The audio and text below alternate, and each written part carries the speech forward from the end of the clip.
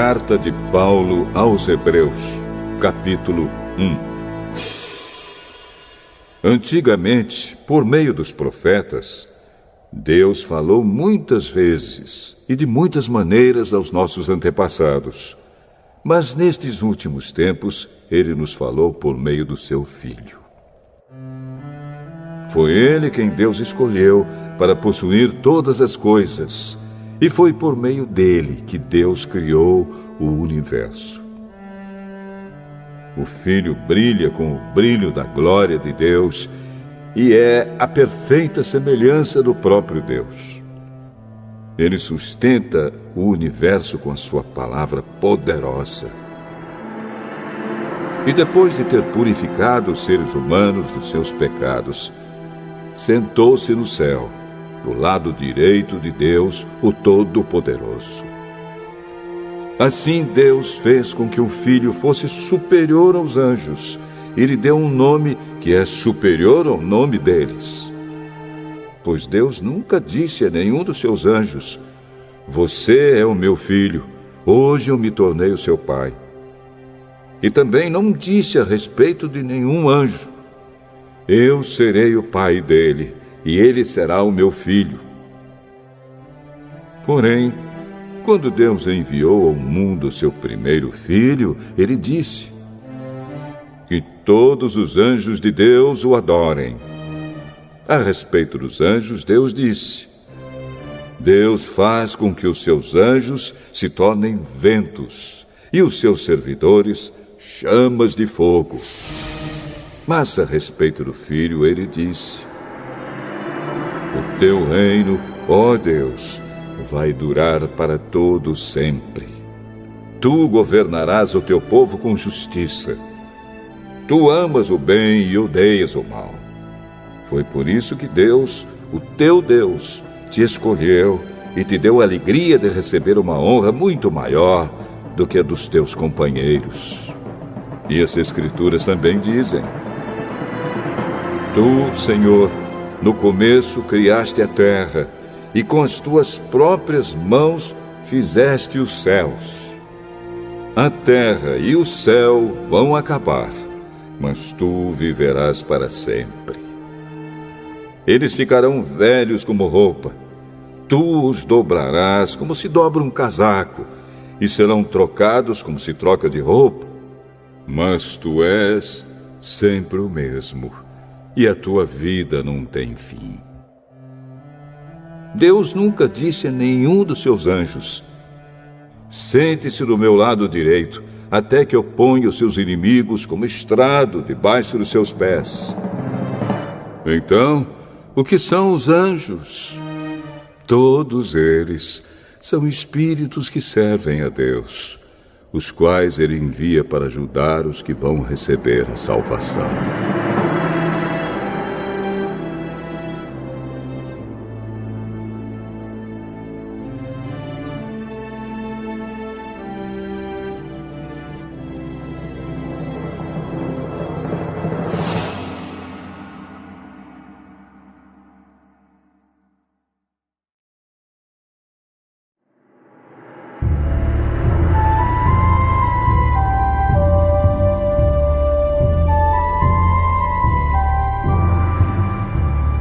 Hebreus, capítulo 2. Por isso devemos prestar mais atenção nas verdades que temos ouvido, para não nos desviarmos delas. Não há dúvida de que a mensagem que foi dada por meio dos anjos é verdadeira. E aqueles que não a seguiram nem foram obedientes a ela, receberam o castigo que mereciam. Sendo assim, como é que nós escaparemos do castigo se desprezarmos uma salvação tão grande? Primeiro, o próprio Senhor Jesus anunciou essa salvação, e depois aqueles que a ouviram nos provaram que ela é verdadeira. Ao mesmo tempo, por meio de sinais de poder, maravilhas e muitos tipos de milagres, Deus confirmou o testemunho deles. E, de acordo com a sua vontade, distribuiu também os dons do Espírito Santo. Pois Deus não deu aos anjos o poder de governar o mundo novo que está por vir, o mundo do qual estamos falando. Pelo contrário, em alguma parte das Escrituras Sagradas, alguém afirma: que é um simples ser humano, ó Deus, para que penses nele? Que é o ser mortal para que te preocupes com ele? Tu o colocaste por pouco tempo em posição inferior à dos anjos. Tu lhe deste a glória e a honra de um rei e puseste todas as coisas debaixo do domínio dele. Quando se diz que Deus pôs todas as coisas debaixo do domínio dele, isso quer dizer que nada ficou de fora. Porém, não vemos o ser humano governando hoje todas as coisas. Mas nós vemos Jesus fazendo isso. Por um pouco de tempo, ele foi colocado em posição inferior à dos anjos, para que, pela graça de Deus, ele morresse por todas as pessoas. Agora nós o vemos coroado de glória e de honra por causa da morte que ele sofreu. Pois Deus, que cria e sustenta todas as coisas, fez o que era apropriado e tornou Jesus perfeito por meio do sofrimento. Deus fez isso a fim de que muitos, isto é, os seus filhos, tomassem parte na glória de Jesus. Pois é Jesus quem os guia para a salvação. Jesus purifica as pessoas dos seus pecados, e todos, tanto ele como os que são purificados, têm o mesmo Pai.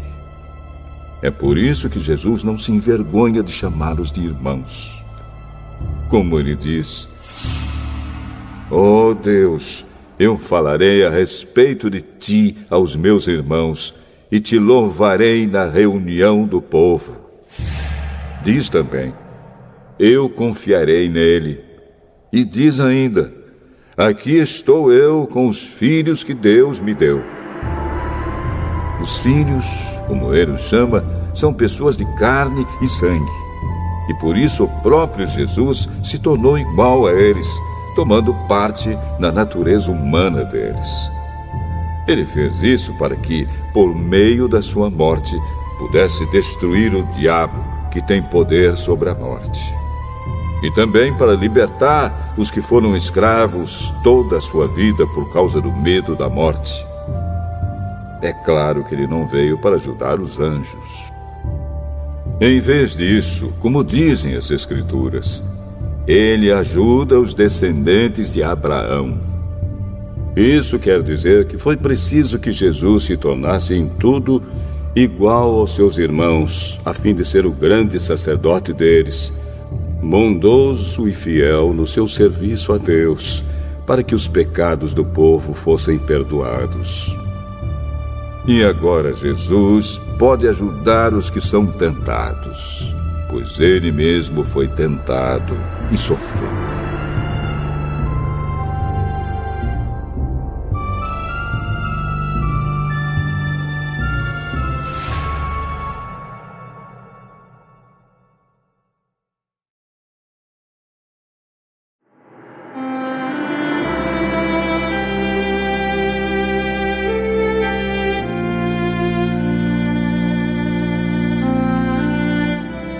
Hebreus, capítulo 3.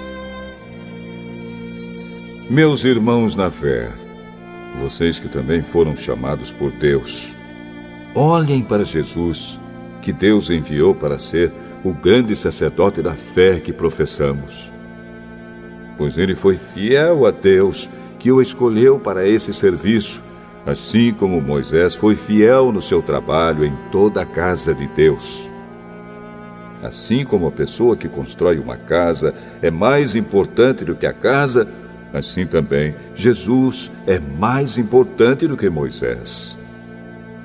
Uma casa tem de ser construída por alguém, mas Deus é o construtor de tudo o que existe. E Moisés foi um servo fiel no seu trabalho na casa de Deus e falou das coisas que Deus ia dizer no futuro. Mas Cristo é fiel como filho que dirige a casa de Deus. E nós seremos a sua casa se conservarmos a nossa coragem e a nossa confiança naquilo que esperamos.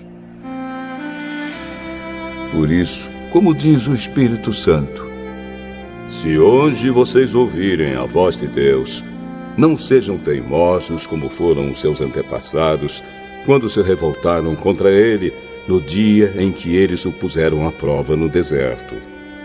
Ali os antepassados de vocês me desafiaram e me puseram à prova, embora eles tivessem visto o que eu fiz durante 40 anos. Por isso fiquei irritado com aquela gente e disse: eles são gente de coração perverso e não querem obedecer aos meus mandamentos. Eu fiquei irado e fiz este juramento: eles nunca entrarão na terra prometida, onde eu lhes teria dado descanso. Meus irmãos, cuidado para que nenhum de vocês tenha um coração tão mau e descrente que o leve a se afastar do Deus vivo.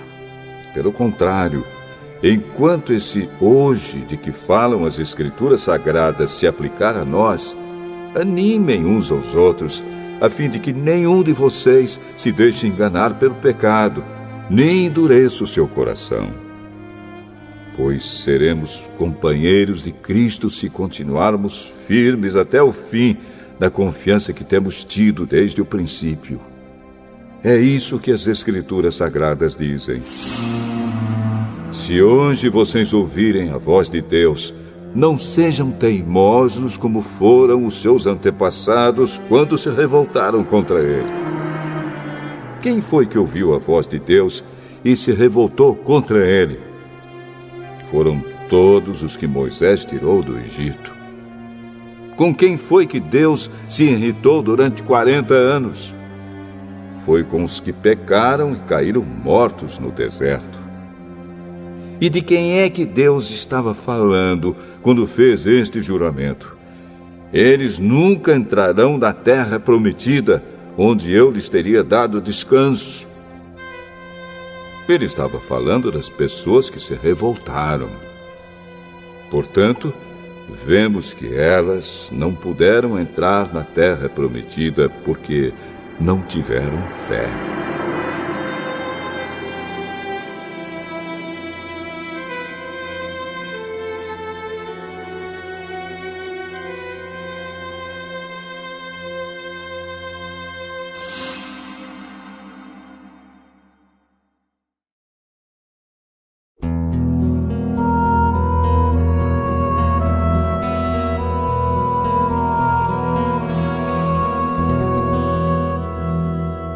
Hebreus, capítulo 4. Deus nos deixou a promessa de que podemos receber o descanso de que Ele falou. Portanto, tenhamos muito cuidado para que Deus não julgue que algum de vocês tenha falhado, deixando assim de receber esse descanso. Pois, assim como aquelas pessoas ouviram, também nós ouvimos a boa notícia. Elas ouviram a mensagem, porém, ela não lhes fez nenhum bem, porque quando a ouviram, não a receberam com fé. Portanto, nós, os que cremos, recebemos o descanso prometido por Deus, como Ele mesmo disse. Eu fiquei irado e fiz este juramento: eles nunca entrarão na terra prometida, onde eu lhes teria dado descanso.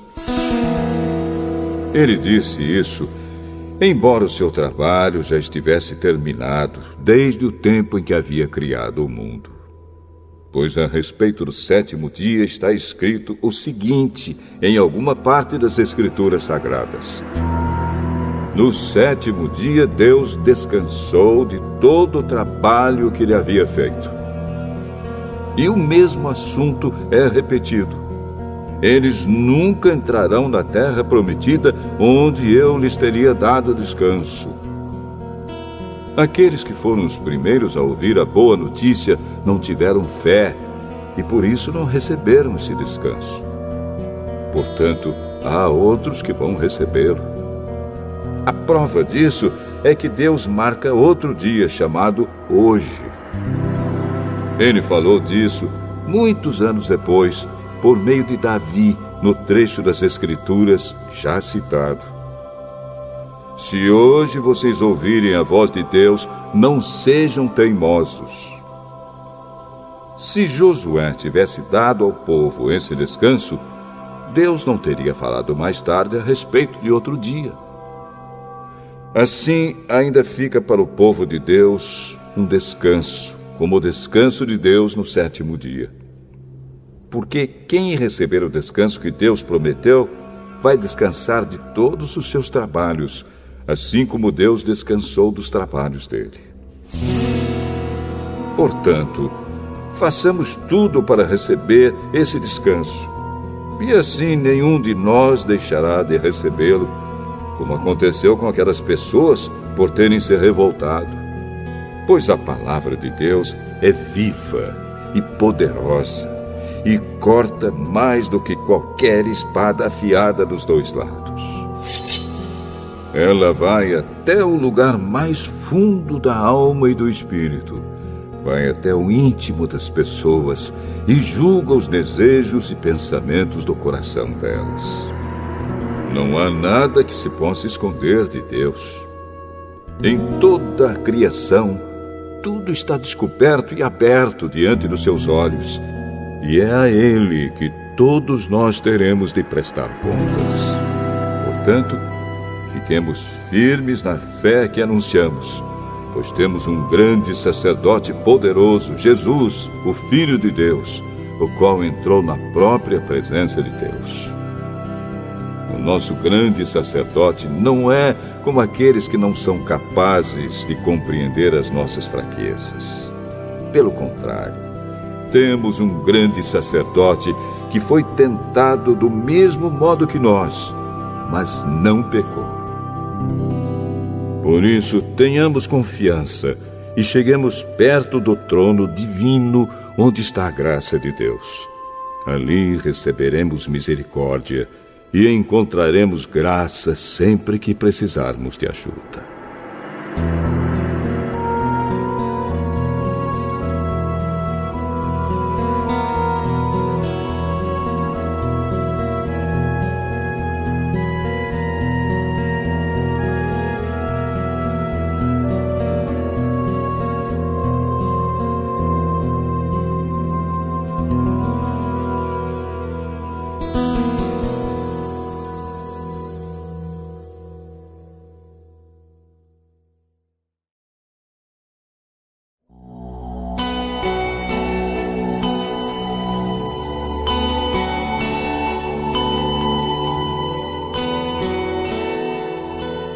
Hebreus, capítulo 5. Cada grande sacerdote é escolhido entre os homens e nomeado para servir a Deus em favor do povo, apresentando a Deus ofertas e sacrifícios pelos pecados. Como ele próprio tem as suas fraquezas, pode ter paciência com os ignorantes e com os que cometem erros. E porque ele mesmo é fraco, precisa oferecer sacrifícios não somente pelos pecados do povo, mas também pelos seus próprios pecados. Ninguém escolhe para si mesmo a honra de ser grande sacerdote. É somente pela vontade de Deus que um homem é chamado para ser grande sacerdote, como aconteceu com Arão. Assim também Cristo não tomou para si mesmo a honra de ser grande sacerdote. Foi Deus quem lhe deu essa honra, pois lhe disse: "Você é o meu filho. Hoje eu me tornei o seu pai." Em outro lugar das Escrituras Sagradas, ele também disse: "Você será sacerdote para sempre, na ordem do sacerdócio de Melquisedeque."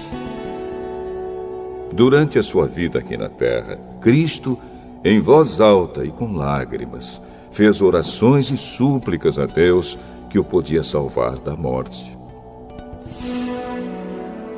E as suas orações foram atendidas porque ele era dedicado a Deus. Embora fosse o Filho de Deus, ele aprendeu, por meio dos seus sofrimentos, a ser obediente. E depois de ser aperfeiçoado, ele se tornou a fonte da salvação eterna para todos os que lhe obedecem. E Deus o nomeou grande sacerdote na ordem do sacerdócio de Melquisedeque. Temos muito o que dizer a respeito desse assunto, mas por que vocês custam a entender as coisas? É difícil explicá-las. Depois de tanto tempo, vocês já deviam ser mestres, mas ainda precisam de alguém que lhes ensine as primeiras lições dos ensinamentos de Deus. Em vez de alimento sólido, vocês ainda precisam de leite. E quem precisa de leite ainda é criança e não tem nenhuma experiência para saber o que está certo ou errado. Porém, a comida dos adultos é sólida, pois eles, pela prática, sabem a diferença entre o que é bom e o que é mau.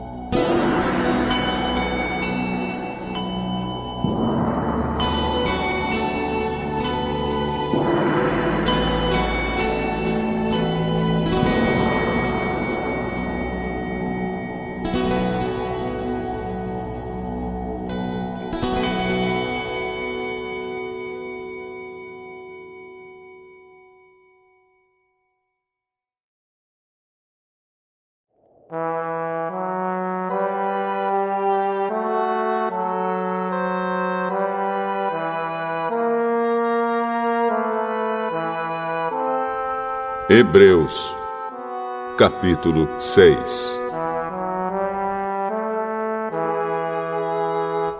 Assim, vamos em frente a fim de chegarmos ao ensinamento de adultos, deixando para trás as primeiras lições da mensagem de Cristo. Nós não vamos colocar de novo as bases dessa mensagem, isto é, a necessidade de abandonar uma vida inútil e de crer em Deus. O ensinamento a respeito dos batismos e da cerimônia de pôr as mãos sobre os cristãos, e a ressurreição dos mortos e o julgamento eterno.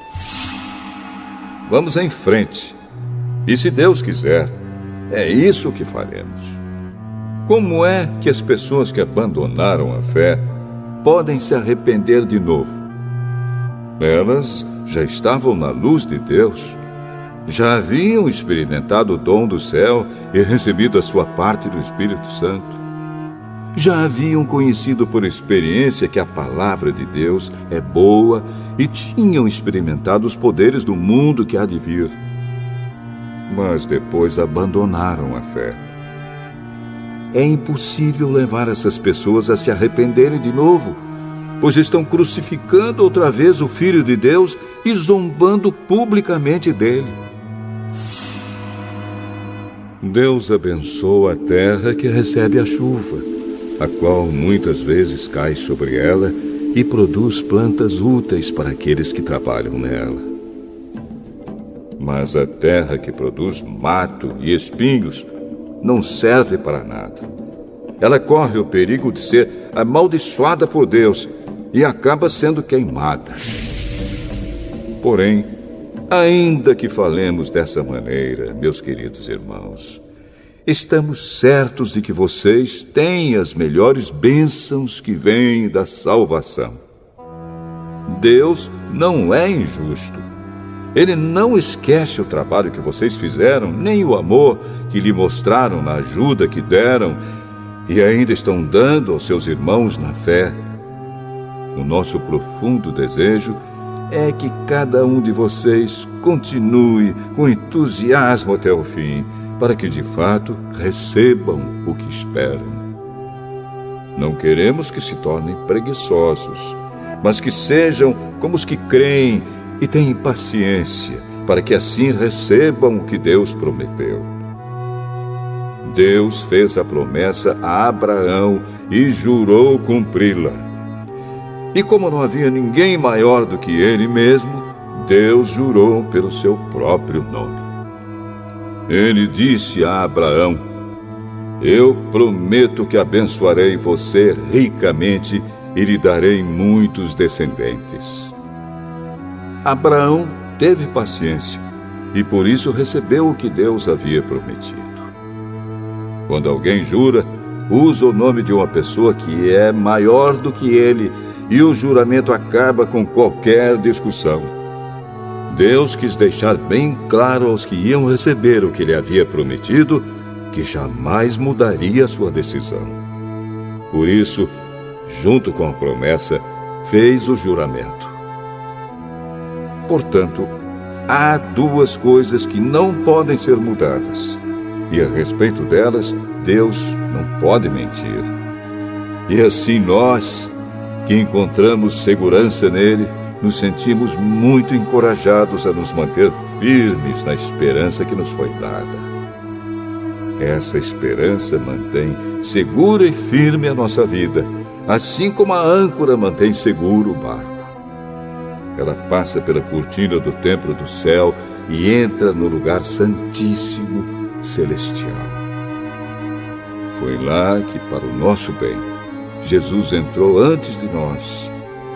E ele se tornou para sempre o grande sacerdote, na ordem do sacerdócio de Melquisedeque.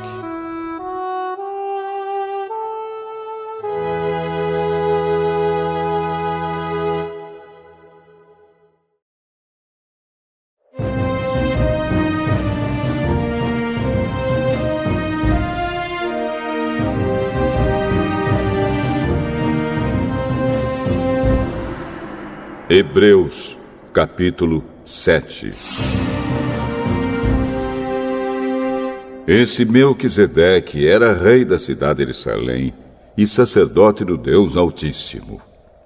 Quando Abraão estava voltando da batalha em que matou os reis, Melquisedeque foi ao encontro dele e o abençoou.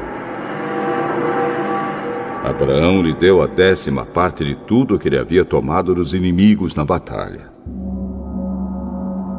O nome de Melquisedeque quer dizer, primeiramente, Rei da Justiça.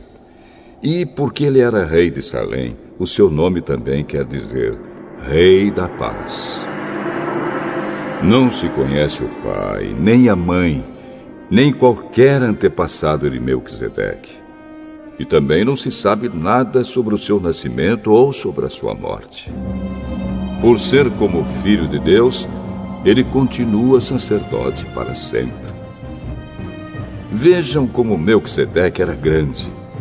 Abraão, o patriarca, lhe deu a 10ª parte de tudo que havia tomado dos inimigos na batalha. Conforme a lei de Moisés, os sacerdotes, que são descendentes de Levi, têm a obrigação de receber do povo a 10ª parte de tudo. Eles recebem dos seus próprios patrícios, embora estes também sejam descendentes de Abraão. Melquisedeque não era descendente de Levi, mas recebeu a 10ª parte daquilo que Abraão havia tomado na batalha e o abençoou. Sim, abençoou o próprio Abraão, que havia recebido as promessas de Deus. Não há dúvida de que aquele que abençoa é mais importante do que aquele que é abençoado. No caso dos sacerdotes, a 10ª parte é recebida por homens que um dia vão morrer. Mas, no caso de Melquisedeque, como dizem as Escrituras Sagradas, a 10ª parte foi recebida por alguém que continua vivo.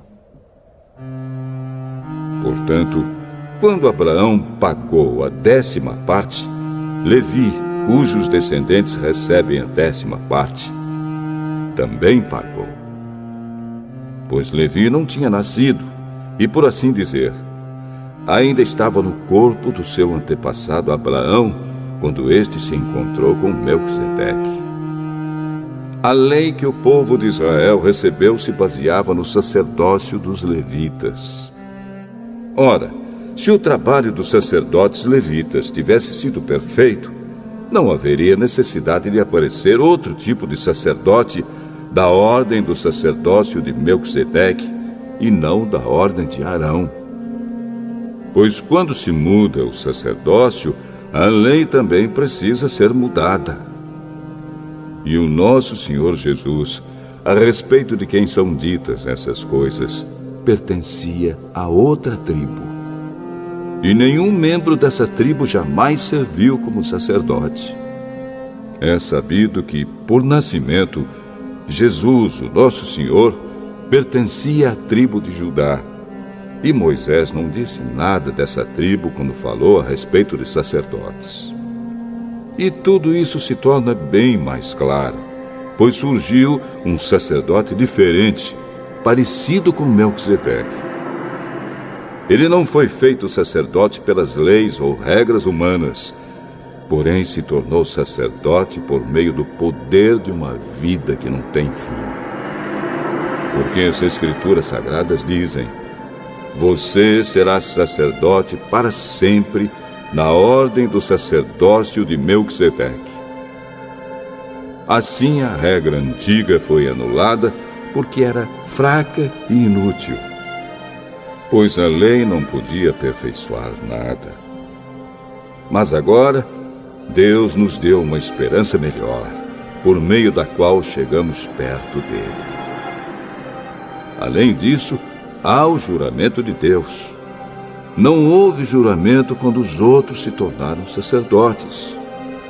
Porém, houve juramento quando Jesus se tornou sacerdote, pois Deus lhe disse: o Senhor jurou e não voltará atrás. Ele disse: você será sacerdote para sempre.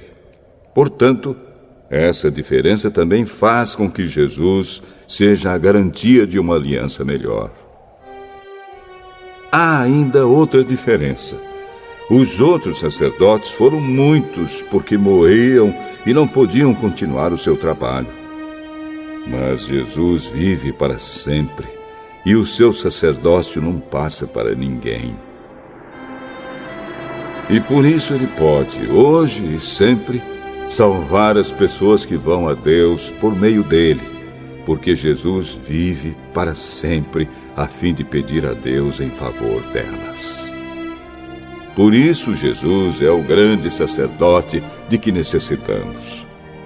Ele é perfeito e não tem nenhum pecado ou falha. Ele foi separado dos pecadores e elevado acima dos céus. Ele não é como os outros grandes sacerdotes. Não precisa oferecer sacrifícios todos os dias, primeiro pelos seus próprios pecados e depois pelos pecados do povo.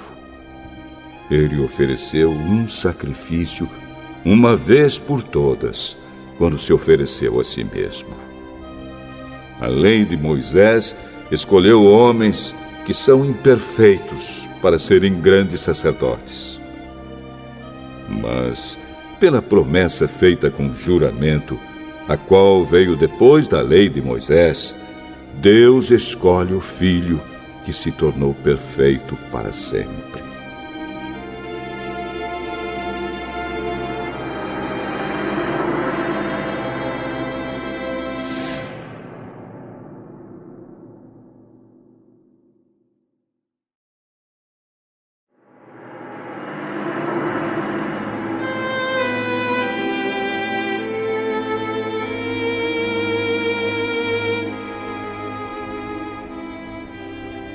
Hebreus, capítulo 8.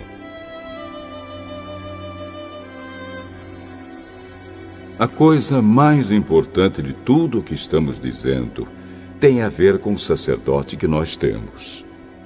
Ele é o grande sacerdote que está sentado no céu, do lado direito do trono de Deus, o Todo-Poderoso. Ele faz o seu serviço no lugar santíssimo, na verdadeira tenda, que foi armada pelo Senhor e não por seres humanos. Todo grande sacerdote é escolhido para apresentar a Deus as ofertas e os sacrifícios de animais. E por isso, é necessário que o nosso grande sacerdote tenha também alguma coisa para oferecer. Se ele estivesse na terra, não seria sacerdote, pois existem sacerdotes que apresentam as ofertas de acordo com a lei de Moisés. O trabalho que esses sacerdotes fazem é, de fato, somente uma cópia e uma sombra do que está no céu. Foi isso que aconteceu quando Deus falou com Moisés. Quando Moisés estava para construir a tenda, Deus disse: tenha cuidado para fazer tudo de acordo com o modelo que eu lhe mostrei no monte. Mas, de fato, Jesus foi encarregado de um serviço sacerdotal que é superior ao dos sacerdotes. Pois a aliança que ele conseguiu é melhor, porque ela se baseia em promessas de coisas melhores. Pois, se a primeira aliança tivesse sido perfeita, não seria necessária uma nova aliança. Mas Deus vê que o seu povo é culpado e diz: está chegando o tempo, diz o Senhor, em que farei uma nova aliança com o povo de Israel e com o povo de Judá. Essa aliança não será como aquela que eu fiz com os antepassados deles, no dia em que os peguei pela mão e os tirei da terra do Egito. Não foram fiéis à aliança que fiz com eles, e por isso, diz o Senhor, eu os desprezei. Quando esse tempo chegar, diz o Senhor, farei com o povo de Israel esta aliança. Eu porei as minhas leis na mente deles, e no coração deles as escreverei. Eu serei o Deus deles, e eles serão o meu povo. Ninguém vai precisar ensinar o seu patrício nem o seu parente, dizendo: procure conhecer o Senhor, porque todos me conhecerão, tanto as pessoas mais humildes como as mais importantes. Pois eu perdoarei os seus pecados e nunca mais lembrarei das suas maldades. E quando Deus fala da nova aliança, é porque ele já tornou velha a primeira. E o que está ficando velho e gasto vai desaparecer logo.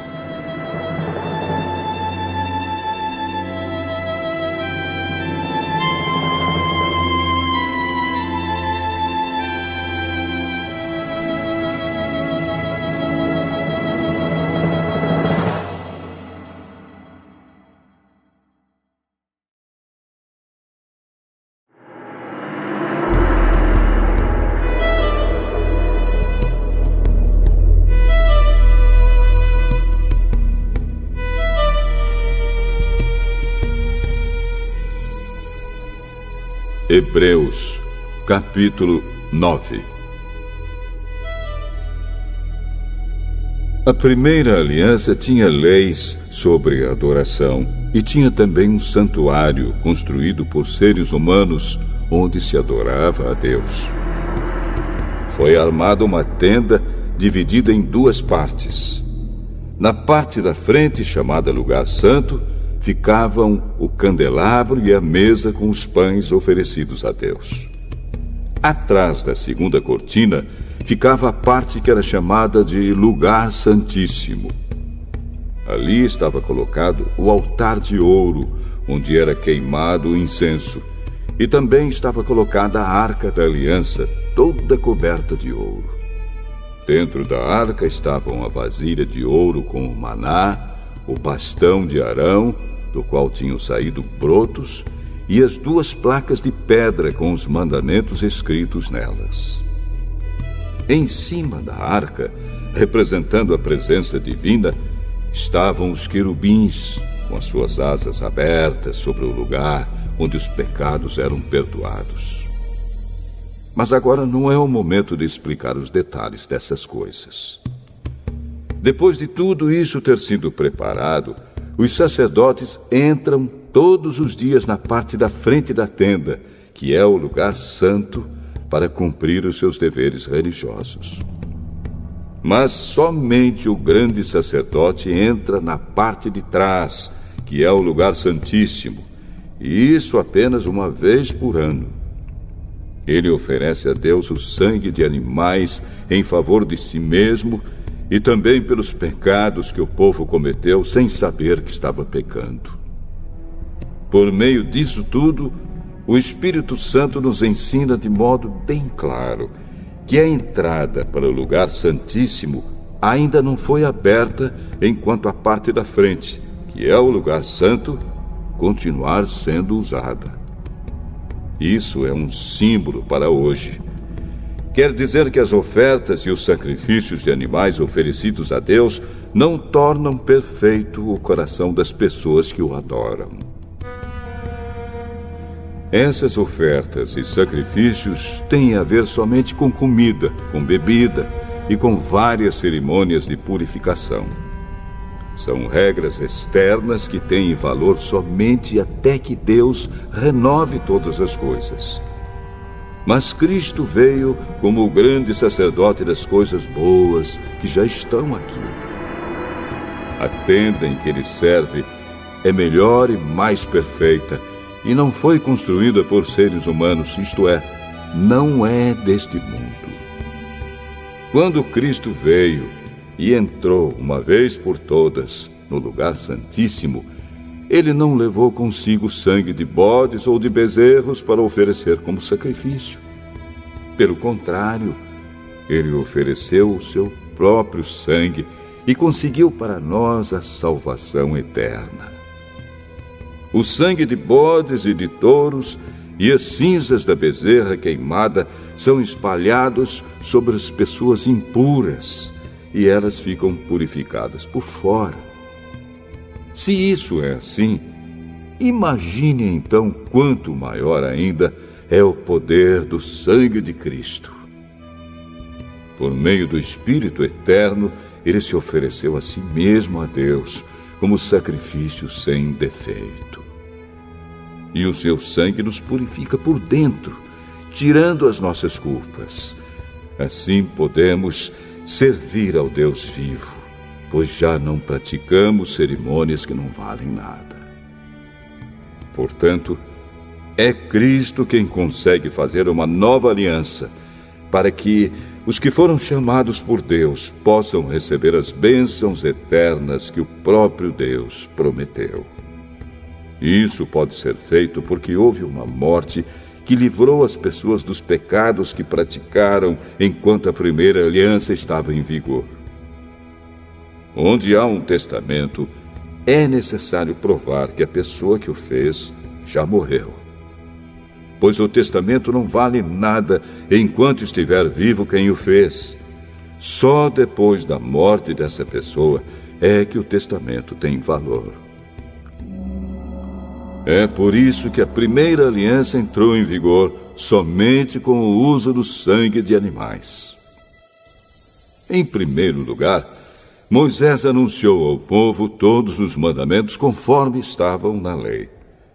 Depois pegou o sangue dos bezerros e dos bodes, misturou com água e borrifou o livro da lei e todo o povo, usando lã tingida de vermelho e hisopo. Então disse: Este é o sangue que sela a aliança que Deus mandou vocês obedecerem. Da mesma forma, Moisés também borrifou sangue sobre a tenda e sobre todos os objetos usados na adoração. De fato, de acordo com a lei, quase tudo é purificado com sangue. E não havendo derramamento de sangue, não há perdão de pecados. Essas coisas, que eram cópias das realidades celestiais, deviam ser purificadas desse modo. Mas as próprias coisas celestiais exigem sacrifícios bem melhores. Cristo não entrou num lugar santo feito por seres humanos, que é a cópia do verdadeiro lugar. Ele entrou no próprio céu, onde agora aparece na presença de Deus para pedir em nosso favor. O grande sacerdote entra todos os anos no lugar santíssimo, levando consigo o sangue de um animal. Porém, Cristo não entrou para se oferecer muitas vezes. Se fosse assim, ele teria de sofrer muitas vezes desde a criação do mundo. Pelo contrário, uma vez por todas ele apareceu agora, quando os tempos estão chegando ao fim, para tirar os pecados por meio do sacrifício de si mesmo. Cada pessoa tem de morrer uma vez só e depois ser julgada por Deus. Assim também Cristo foi oferecido uma só vez em sacrifício, para tirar os pecados de muitas pessoas. Depois ele aparecerá pela segunda vez, não para tirar pecados, mas para salvar as pessoas que estão esperando por ele.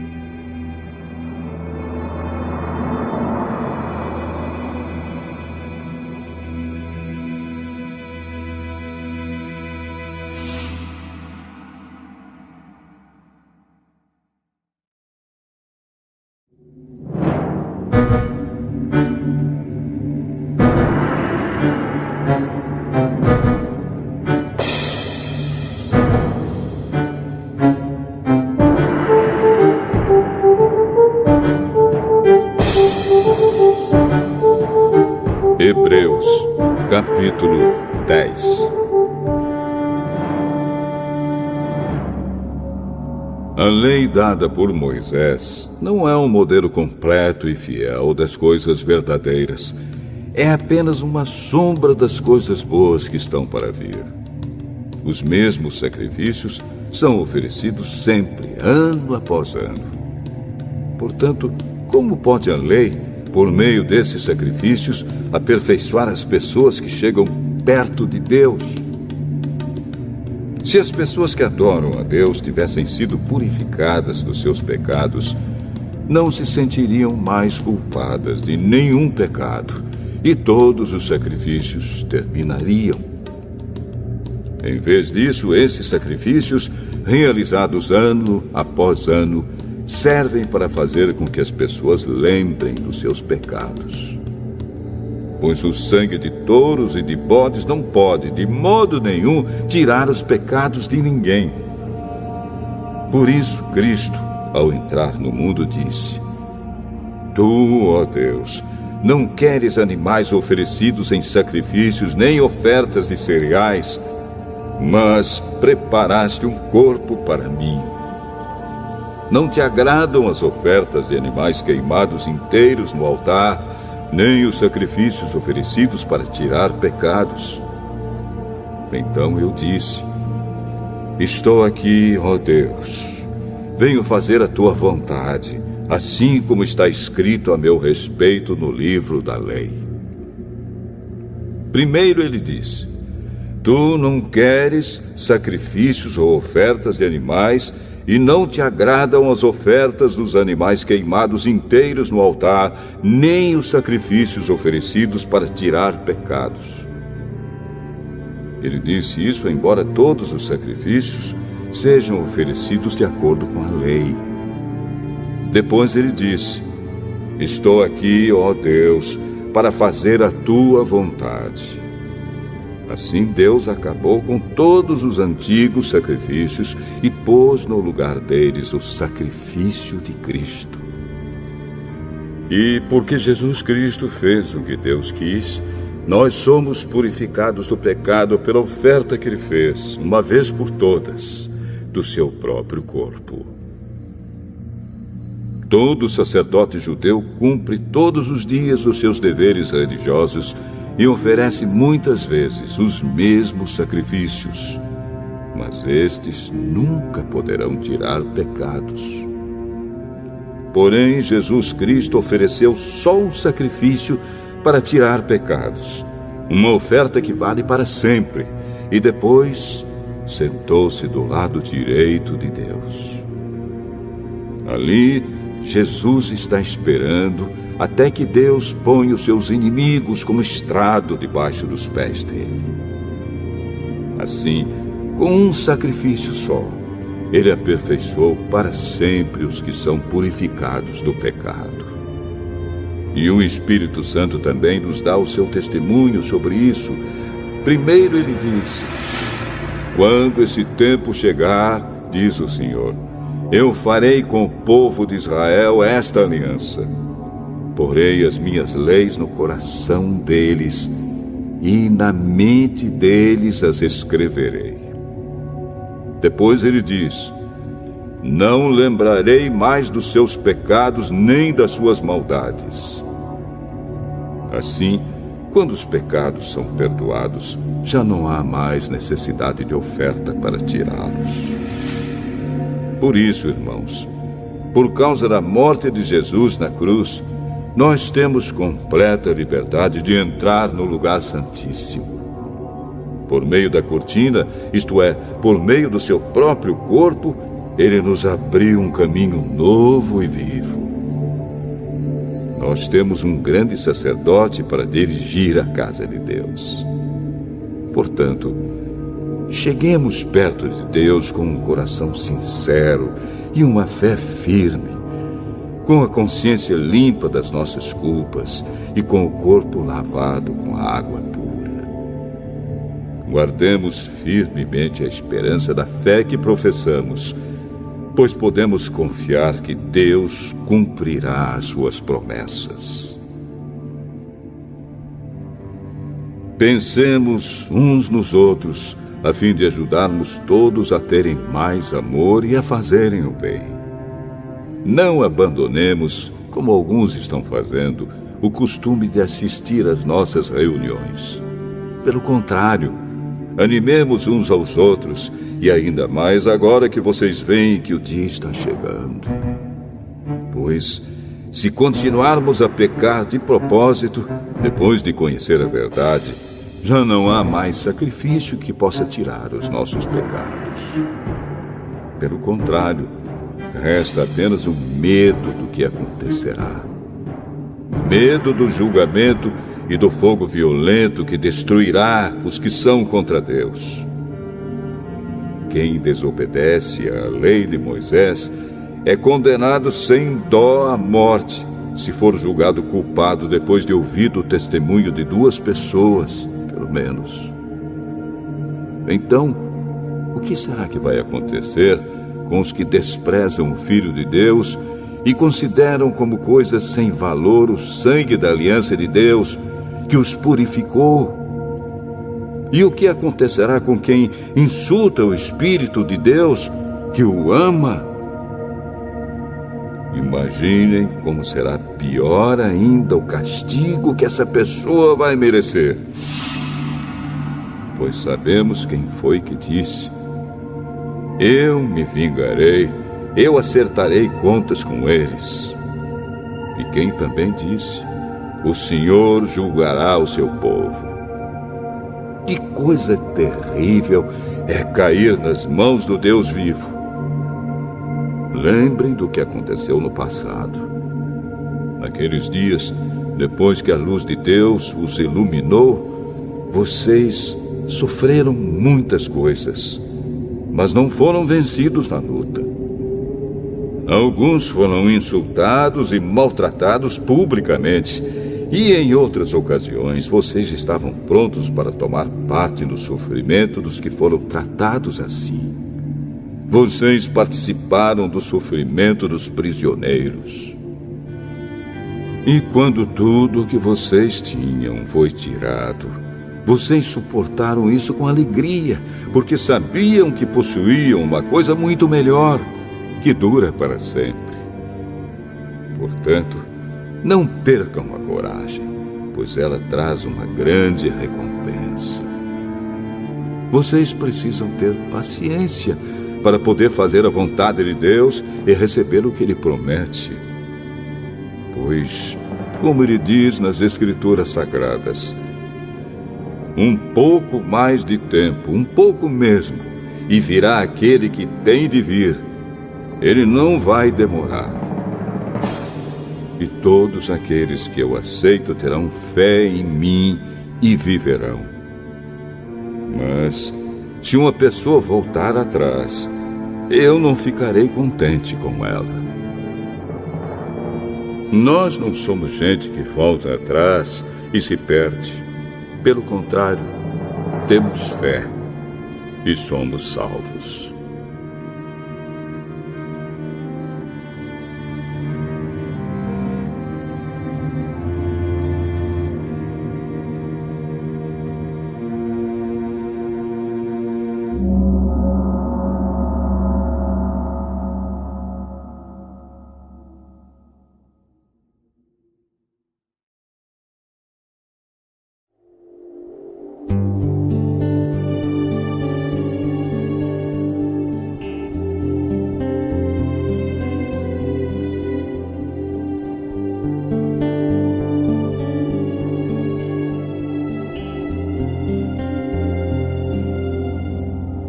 Hebreus, capítulo 11.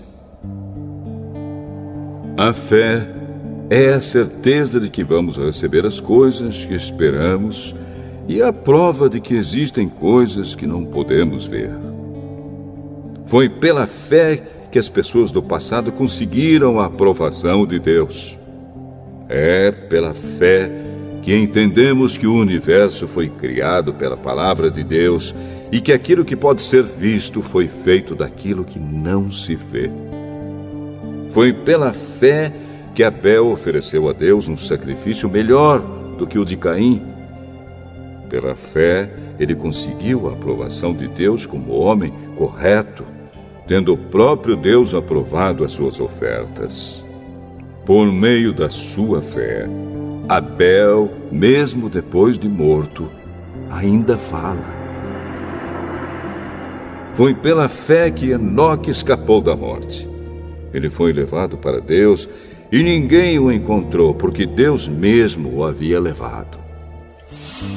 As Escrituras Sagradas dizem que antes disso ele já havia agradado a Deus. Sem fé, ninguém pode agradar a Deus, porque quem vai a Ele precisa crer que Ele existe e que recompensa os que procuram conhecer o melhor. Foi pela fé que Noé ouviu os avisos de Deus sobre as coisas que iam acontecer e que não podiam ser vistas. Noé obedeceu a Deus e construiu uma barca em que ele e a sua família foram salvos. Assim, Noé condenou o mundo e recebeu de Deus a aprovação que vem por meio da fé. Foi pela fé que Abraão, ao ser chamado por Deus, obedeceu e saiu para uma terra que Deus lhe prometeu dar. Ele deixou o seu próprio país sem saber para onde ia. Pela fé, ele morou como estrangeiro na terra que Deus lhe havia prometido. Viveu em barracas com Isaque e Jacó, que também receberam a mesma promessa de Deus. Porque Abraão esperava a cidade que Deus planejou e construiu, a cidade que tem alicerces que não podem ser destruídos. Foi pela fé que Abraão se tornou pai, embora fosse velho demais, e a própria Sara não pudesse mais ter filhos. Ele creu que Deus ia cumprir a sua promessa. Assim, de um só homem, que estava praticamente morto, nasceram tantos descendentes como as estrelas do céu, tão numerosos como os grãos de areia da praia do mar. Todos esses morreram cheios de fé. Não receberam as coisas que Deus tinha prometido, mas as viram de longe e ficaram contentes por causa delas. E declararam que eram estrangeiros e refugiados de passagem por este mundo. E aqueles que dizem isso mostram bem claro que estão procurando uma pátria para si mesmos. Não ficaram pensando em voltar para a terra de onde tinham saído. Se quisessem, teriam a oportunidade de voltar. Mas, pelo contrário, estavam procurando uma pátria melhor, a pátria celestial.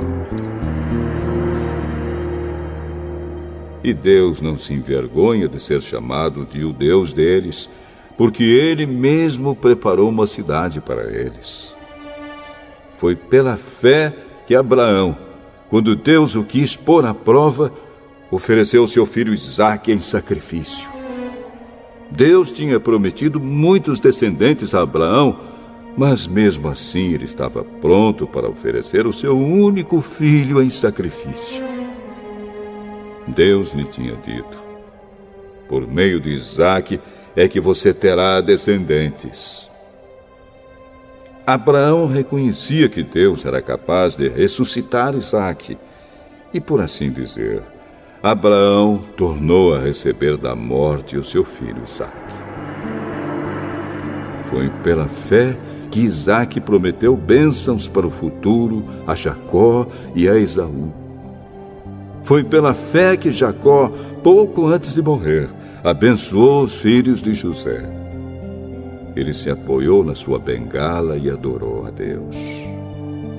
Foi pela fé que José, quando estava para morrer, falou da saída dos israelitas do Egito e deu ordens sobre o que deveria ser feito com o seu corpo. Foi pela fé que os pais de Moisés, quando ele nasceu, o esconderam durante 3 meses. Eles viram que o menino era bonito e não tiveram medo de desobedecer a ordem do rei.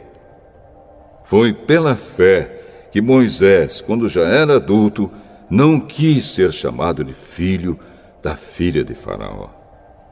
Ele preferiu sofrer com o povo de Deus em vez de gozar, por pouco tempo, os prazeres do pecado. Ele achou que era muito melhor sofrer o desprezo por causa do Messias do que possuir todos os tesouros do Egito. É que ele tinha os olhos fixos na recompensa futura.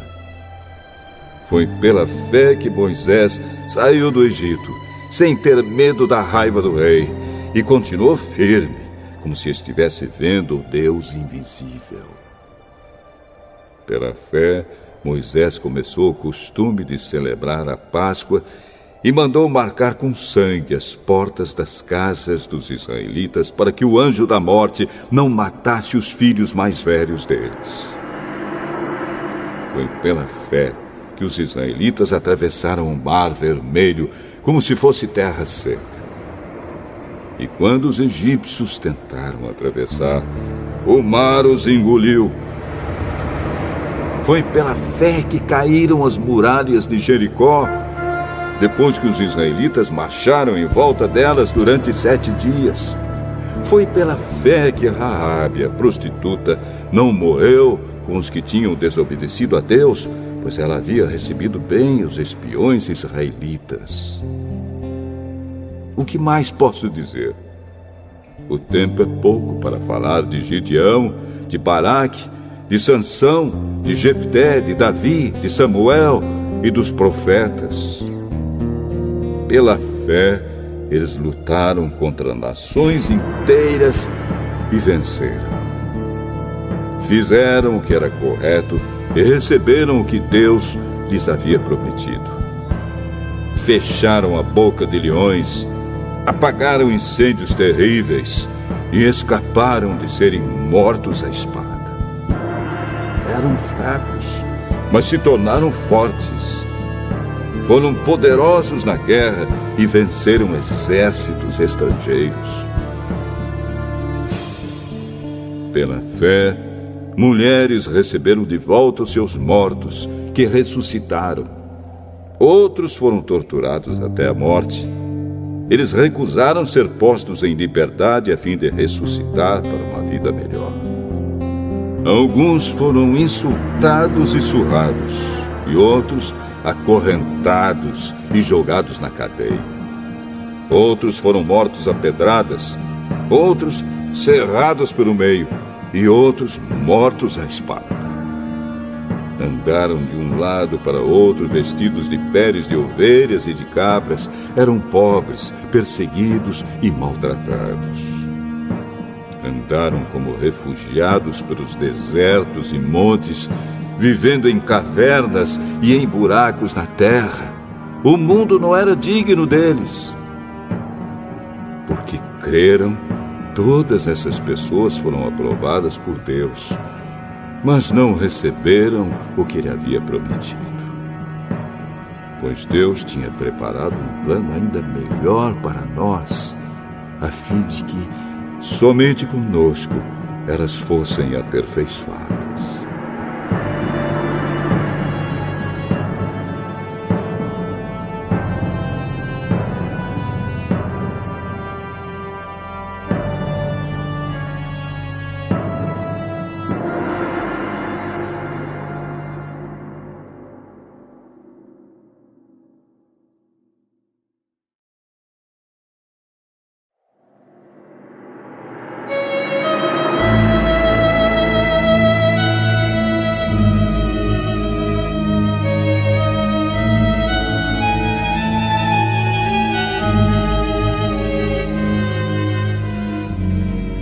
Hebreus, capítulo 12. Assim, nós temos essa grande multidão de testemunhas ao nosso redor. Portanto, deixemos de lado tudo o que nos atrapalha e o pecado que se agarra firmemente em nós e continuemos a correr sem desanimar a corrida marcada para nós. Conservemos os nossos olhos fixos em Jesus, pois é por meio dele que a nossa fé começa, e é ele quem aperfeiçoa essa fé.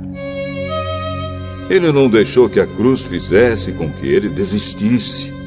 Pelo contrário, por causa da alegria que lhe foi prometida, ele não se importou com a humilhação de morrer na cruz e agora está sentado do lado direito do trono de Deus. Pensem no sofrimento dele e como suportou com paciência o ódio dos pecadores. Assim vocês não desanimem, nem desistam, porque na luta contra o pecado vocês ainda não tiveram de combater até a morte. Será que vocês já esqueceram as palavras de encorajamento que Deus lhes disse, como se vocês fossem filhos dele? Pois ele disse: preste atenção, meu filho, quando o Senhor o castiga, e não se desanime quando ele o repreende. Pois o Senhor corrige quem ele ama e castiga quem ele aceita como filho. Suportem o sofrimento com paciência, como se fosse um castigo dado por um pai, pois o sofrimento de vocês mostra que Deus os está tratando como seus filhos. Será que existe algum filho que nunca foi corrigido pelo pai? Se vocês não são corrigidos, como acontece com todos os filhos de Deus, então não são filhos de verdade, mas filhos ilegítimos. No caso dos nossos pais humanos, eles nos corrigiam e nós os respeitávamos. Então devemos obedecer muito mais ainda ao nosso Pai Celestial, e assim viveremos. Os nossos pais humanos nos corrigiam durante pouco tempo, pois achavam que isso era certo. Mas Deus nos corrige para o nosso próprio bem, para que participemos da sua santidade. Quando somos corrigidos, isso no momento nos parece motivo de tristeza e não de alegria. Porém, mais tarde, os que foram corrigidos recebem como recompensa uma vida correta e de paz. Portanto, levantem suas mãos cansadas e fortaleçam os seus joelhos enfraquecidos. Andem por caminhos aplanados, para que o pé aleijado não manque, mas seja curado. Procurem ter paz com todos e se esforcem para viver uma vida completamente dedicada ao Senhor, pois sem isso ninguém o verá. Tomem cuidado para que ninguém abandone a graça de Deus. Cuidado para que ninguém se torne como uma planta amarga que cresce e prejudica muita gente com o seu veneno. E tomem cuidado também para que ninguém se torne imoral ou perca o respeito pelas coisas sagradas, como Esaú, que por causa de um prato de comida vendeu seus direitos de filho mais velho. Como vocês sabem, depois ele quis receber a bênção do seu pai, mas foi rejeitado porque não encontrou um modo de mudar o que havia feito, embora procurasse fazer isso até mesmo com lágrimas. Vocês não foram como o povo de Israel. Vocês não chegaram perto de alguma coisa que se pode tocar, como o Monte Sinai com seu fogo destruidor, a escuridão e as trevas, a tempestade, o barulho de trombeta e o som de uma voz. Quando os israelitas ouviram a voz, pediram que ela não dissesse mais nada, pois eles não podiam suportar a ordem que dizia: até um animal, se tocar o monte, deverá ser morto a pedradas. O que estavam vendo era tão terrível que Moisés disse: estou tremendo de medo. Pelo contrário, vocês chegaram ao Monte Sião e à cidade do Deus vivo, a Jerusalém celestial com seus milhares de anjos. Vocês chegaram à reunião alegre dos filhos mais velhos de Deus, isto é, daqueles que têm o nome deles escrito no céu. Vocês chegaram até Deus, que é o juiz de todos, e chegaram também aos espíritos dos que são corretos e que foram aperfeiçoados. Vocês chegaram até Jesus, que fez a nova aliança e que borrifou o sangue que fala de coisas muito melhores do que o sangue de Abel. Portanto, tenham cuidado e não recusem ouvir aquele que fala. Aqueles que recusaram ouvir a pessoa que entregou a mensagem divina na terra não puderam escapar. Por isso, muito menos escaparemos nós se rejeitarmos aquele que lá do céu nos fala. Naquele tempo, a voz de Deus fez com que a terra estremecesse. Mas agora ele prometeu isto: mais uma vez farei com que trema não somente a terra, mas também o céu. As palavras "mais uma vez" mostram bem que as coisas criadas serão abaladas e mudadas, para que as que não podem ser abaladas continuem como estão. Por isso, sejamos agradecidos, pois já recebemos um reino que não pode ser abalado. Sejamos agradecidos e adoremos a Deus de um modo que o agrade, com respeito e temor. Porque, na verdade, o nosso Deus é um fogo destruidor.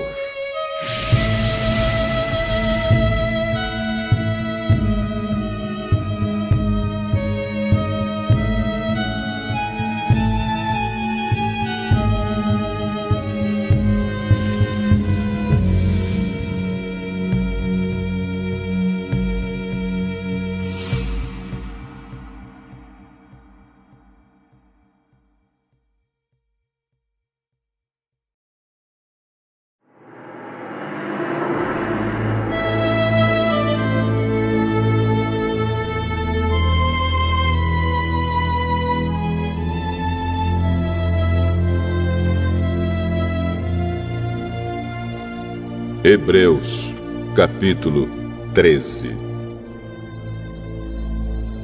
Continuem a amar uns aos outros como irmãos em Cristo. Não deixem de receber bem aqueles que vêm à casa de vocês, pois alguns que foram hospitaleiros receberam anjos sem saber. Lembrem dos presos, como se vocês estivessem na cadeia com eles. Lembrem dos que sofrem, como se vocês estivessem sofrendo com eles. Que o casamento seja respeitado por todos, e que os maridos e as esposas sejam fiéis um ao outro. Deus julgará os imorais e os que cometem adultério. Não se deixem dominar pelo amor ao dinheiro, e fiquem satisfeitos com o que vocês têm, pois Deus diz: eu nunca os deixarei e jamais os abandonarei. Portanto, sejamos corajosos e afirmemos: o Senhor é quem me ajuda e eu não tenho medo. Que mal pode alguém me fazer? Lembrem dos seus primeiros líderes espirituais que anunciaram a mensagem de Deus a vocês. Pensem como eles viveram e morreram e imitem a fé que eles tinham. Jesus Cristo é o mesmo ontem, hoje e sempre. Não se deixem levar por ensinamentos diferentes e estranhos que tiram vocês do caminho certo. É bom sermos espiritualmente fortes por meio da graça de Deus e não por meio da obediência a regras sobre alimentos. Pois os que obedecem a essas regras não têm sido ajudados por elas. Os sacerdotes que servem no templo não têm o direito de comer do sacrifício que é oferecido sobre o nosso altar. O grande sacerdote leva o sangue de animais para dentro do lugar santíssimo, a fim de oferecê-lo como sacrifício pelos pecados. Mas os corpos dos animais são queimados fora do acampamento. Por isso, Jesus também morreu fora da cidade de Jerusalém para, com o seu próprio sangue, purificar o povo dos seus pecados. Portanto, vamos para perto de Jesus, fora do acampamento, e soframos a mesma desonra que ele sofreu. Porque neste mundo não temos nenhuma cidade que dure para sempre. Pelo contrário, procuramos a cidade que virá depois. Por isso, por meio de Jesus Cristo, ofereçamos sempre louvor a Deus. Esse louvor é o sacrifício que apresentamos, a oferta que é dada por lábios que confessam a sua fé nele. Não deixem de fazer o bem e de ajudar uns aos outros, pois são esses os sacrifícios que agradam a Deus. Obedeçam aos seus líderes e sigam as suas ordens, pois eles cuidam sempre das necessidades espirituais de vocês, porque sabem que vão prestar contas disso a Deus. Se vocês obedecerem, eles farão o trabalho com alegria. Mas, se vocês não obedecerem, eles trabalharão com tristeza. E isso não ajudará vocês em nada. Continuem a orar por nós. Temos certeza de que a nossa consciência está limpa, pois sempre queremos fazer o que é correto.